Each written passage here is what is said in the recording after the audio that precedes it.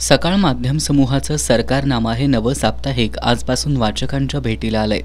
दैनिक सकाळच्या कोल्हापूर कार्यालयात काँग्रेसचे विधान परिषदेतील गटनेते आमदार सतेज पाटील आणि राज्य नियोजन मंडळाचे कार्यकारी अध्यक्ष राजेश क्षीरसागर यांच्या हस्ते सरकारनामाचं प्रकाशन करण्यात आलं। यावेळी बोलताना आमदार सतेज पाटील यांनी सकाळ माध्यम समूहाचे व्यवस्थापकीय संचालक अभिजित पवार यांच्या नेतृत्वाखाली सर्वच प्रकाशनांनी वाचकांची पसंती मिळवली असल्याचं सांगितलं। नव्या सरकारनामा साप्ताहिकात कोल्हापूरसाठी एक पान राखून ठेवा असं सांगत आमदार सतेज पाटील यांनी सरकारनामाच्या शुभारंभाच्या अंकावरील लाडकी बहीण योजनेसंदर्भातील छायाचित्रावरून राजेश क्षीरसागर यांना चिमटा काढला।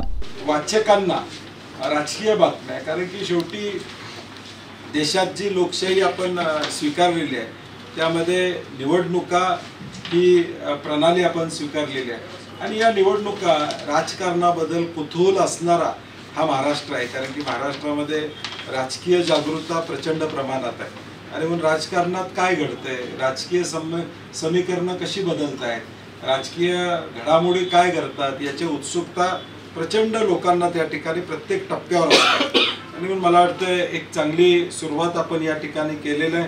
आमचे बीडी चेचरनी फोटो लाडकी बहीणचा दिलेला आहे, त्यात 2500 आहे, 500 दिसत मला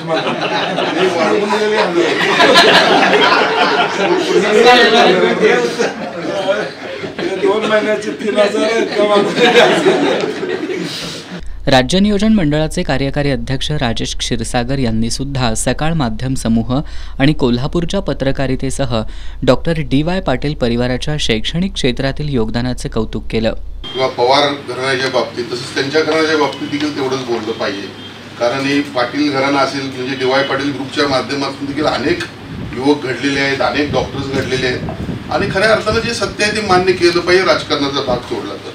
आणि म्हणून आज या ठिकाणी त्यांनी आपलं मनोगत व्यक्त केलेलं आहे।